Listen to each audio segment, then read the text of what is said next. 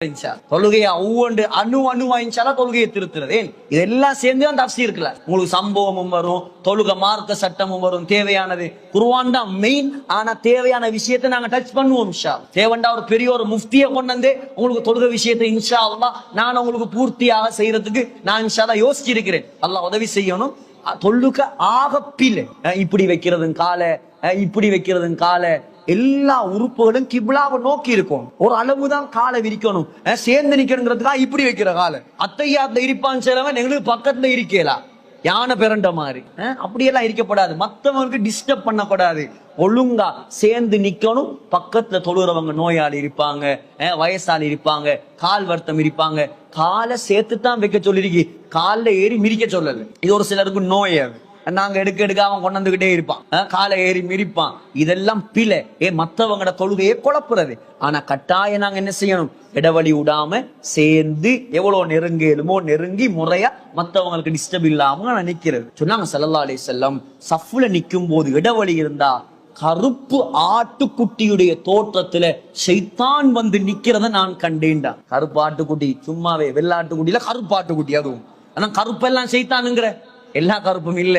கருப்பு தனி கருப்பு நாய் இருக்குது, அது ஷைத்தான். நீ கருப்பாக இருக்கிற விஷயம் கொஞ்சம் டேஞ்சர். மனிதர்கள் அல்ல, மனிதர்கள் முஸ்லீம்கள், அது அல்லாஹ்வுடைய நெருக்கமானவங்க, அதெல்லாம் விஷயம் இல்ல. ஒரு சில கருப்பான விஷயங்களை ஸல்லல்லாஹு அலைஹி வஸல்லம் எச்சரிச்சிருக்கிறாங்க. காகம், அதே போல எலி, அதே போல கருப்பு நாய், தனி கருப்பா இருக்கிற நாய் ஷைத்தான் சொன்னான். அதே போல ஷைத்தான் என்ன கலர்ல வருவானா?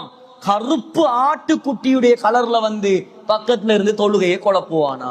17வது இடம் ஸல்லல்லாஹு அலைஹி வஸல்லம் சொன்னாங்க, தொழுகைக்கு முன்னாலேயும் வருவான். ஒருத்தர் தக்பீர் கட்டி தொழுது கொண்டிருக்கும் போது அவருக்கு முன்னால கடந்து போறவன் ஷைத்தான் சொன்னாங்க ஸல்லல்லாஹு அலைஹி வஸல்லம். அவனை கடந்து போய் என்ன செய்யப்படாது? விடக்கூடாது, தடுக்கணும்.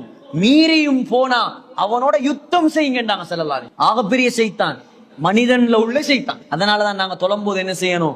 ஒரு புட்டுவத்தை ஏதாவது சுத்ராவா வச்சு தொழணும், சுன்னத். அந்த சுத்ரா கங்கால் அவர் போனார்னா அவர் பாவியாக மாட்டார். சுத்ரா இல்லாட்டி அவர் கடந்து போனார்னா அவர் பெரிய பாவம். சொன்னாங்க ஸல்லல்லாஹு அலைஹி வஸல்லம், அந்த எவ்வளவு பெரிய பாவம் அவன் விளங்கினான்டா 40 வருஷம் நிப்பான் கடந்து போகான். அவ்வளவு பெரிய பாவம் தான். சின்ன பிள்ளைகள் தெரியாம போவாங்க, அதுக்காக பிள்ளைகள் அடிச்சு கொண்டாதீங்க.